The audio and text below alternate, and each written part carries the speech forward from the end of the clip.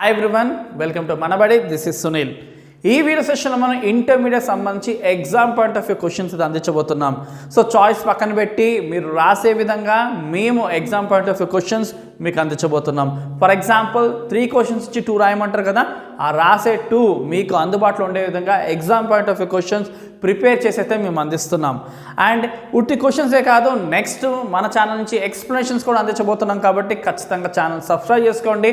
And మీకు ఐపీతో పాటు ఖచ్చితంగా ఎంసెట్ జేఈఈ మెయిన్స్ కూడా సంబంధించి వీడియోస్ అన్ని మన ఛానల్ నుంచి అందిస్తాం. కాబట్టి సబ్స్క్రైబ్ చేసుకోండి, మీ ఫ్రెండ్స్కి కూడా మన ఛానల్ షేర్ చేయండి.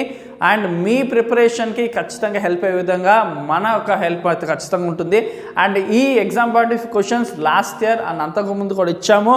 So exam point of view questions వల్ల స్టూడెంట్స్, అంతకుముందు స్టూడెంట్స్, మీ సీనియర్స్ చాలా లాభపడ్డారు. అండ్ ఈ ఇయర్ కూడా మీకు అటువంటి హెల్ప్ మన ఛానల్ నుంచి. పొలిటికల్ సైన్స్ సంబంధించి civic second year very shorts, important very shorts 1 by 1 చూద్దాం. So first very short, method of extremist. And next drafting committee. So constitution frame చేయడానికి ఫామ్ అయిన committee drafting committee. So constitution సంబంధించి అంతా కూడా drafting చేయడానికి form అయిన committee ఇది. Doctor BR Ambedkar దీన్ని లీడ్ చేయడం జరిగింది. And next universal adult franchise. So 18 ఏళ్ళు దాటిన ప్రతి ఒక్కరికి ఓటు హక్కు, అంటే ఎటువంటి డిస్క్రిమినేషన్ లేకుండా, లైక్ క్రీడ్, కాస్ట్, ఇవేమి రిలీజియన్ చూడకుండా ప్రతి ఒక్కరికి 18 ఏళ్ళు దాటిన ప్రతి ఒక్కరికి కనుక ఓట్ రైట్ ఇవ్వడం అనే దాన్ని యూనివర్సల్ అడల్ట్ ఫ్రాంచైజ్ అంటారు. సో ప్రతి వెరీ షార్ట్ సంబంధించి ఒక 3 to 4 లైన్స్ వర్తబుల్ మ్యాటర్ రాయండి, ఓన్గా అలా రాయకుండా. 3 to 4 లైన్సే కాబట్టి ఒక పేపర్ మీద ముందుగానే ఈ వెరీ షార్ట్స్ అన్నీ కూడా ఫ్రేమ్ చేసేసుకోండి, దాన్ని అలానే సేఫ్గా పెట్టుకోండి. సో దట్ ఫైనల్ ఎగ్జామ్ ముందు మీరు జస్ట్ రివైజ్ చేసుకోవడానికి చాలా హెల్ప్ అవుతుంది.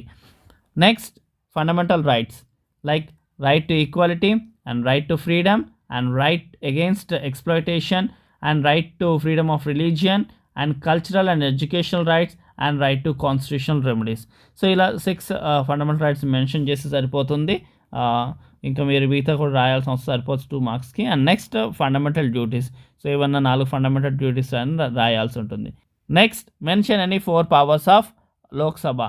సో లోక్సభకు సంబంధించిన 4 పవర్స్ ఏంటో రాయాలి. సో మనకు లోక్సభ, రాజ్యసభ రెండు సభలు ఉంటాయి. సో లోక్సభ పవర్ఫుల్, లోక్సభని లోవర్ హౌస్ అని కూడా పిలుస్తారు. సో అటువంటి లోక్సభకు సంబంధించి 4 పవర్స్ ఏమైనా రాయాలి.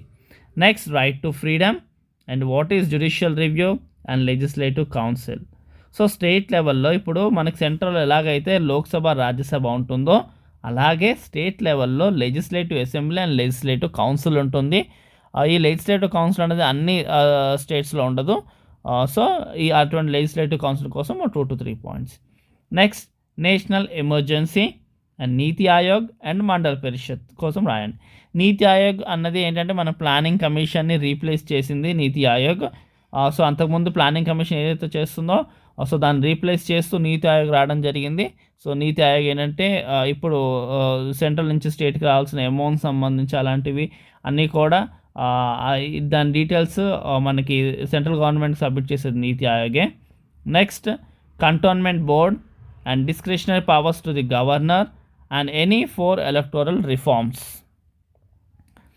Next Mulki rules, gentlemen's agreement and whistle blowers. So gentlemen's agreement one of the reason ఇది జెంటిల్మెన్ అగ్రిమెంట్ ఏదైతే ఆ అగ్రిమెంట్లో ఉన్న ప్రొవిజన్స్ని ఫాలో చేయకపోవడం బట్టి తెలంగాణ మూమెంట్ రావడం జరిగింది. One of the reason gentlemen's అగ్రిమెంట్ని ఇంప్లిమెంట్ చేయకపోవడము. అండ్ నెక్స్ట్ ముల్కీ రూల్, యాక్చువల్గా ముల్క్ అండ్ ముల్కీ రూల్ సంబంధించి నిజాం టైంలో ఉన్నది. సో దాన్ని ఇప్పుడు లేటెస్ట్గా ఎలాగ ఇంప్లిమెంట్ చేయడం జరిగింది, దానికి సంబంధించిన కండిషన్స్ ఏంటనేది రాయాలి ముల్కీ రూల్స్లో.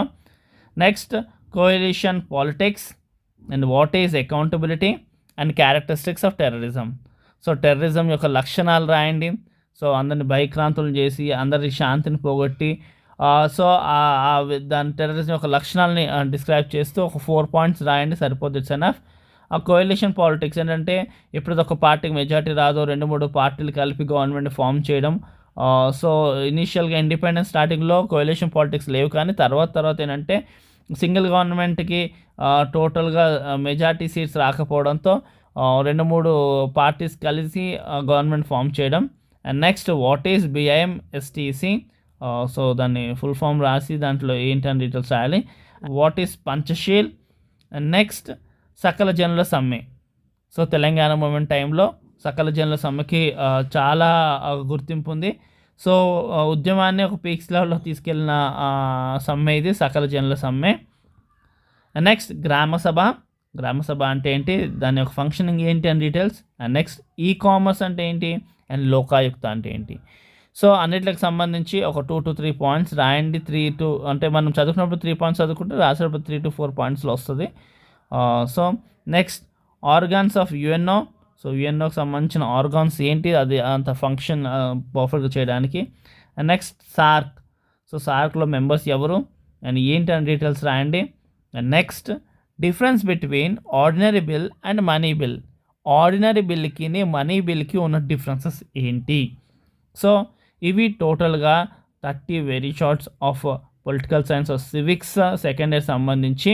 అండ్ వీటిని సంబంధించి మీరు ముందుగానే ఒక A4 షీట్ తీసుకోండి. వాటిని అన్నింటిలో కూడా ఒక 3 to 4 లైన్స్ వర్తబుల్ మ్యాటర్ రాసుకోండి. ఆ షీట్స్ అని అలానే సేఫ్గా పెట్టుకోండి. అండ్ ఎగ్జామ్ ముందు జస్ట్ రివర్స్ చేయండి, ఇట్స్ ఎనఫ్. అండ్ ఇంకొక విషయం, మిగతా సబ్జెక్ట్ సంబంధించి కూడా అంటే లాంగ్స్, వెరీ షార్ట్స్ అన్నీ కూడా మన ఛానల్లో అవైలబుల్గా ఉన్నాయి. ప్లేలిస్ట్ చెక్ చేసుకోండి, డిస్క్రిప్షన్ చెక్ చేసుకోండి, మీకు లింక్స్ ఉన్నాయి, చాలా హెల్ప్ అవుతుంది. Thank you for watching. Do share and subscribe.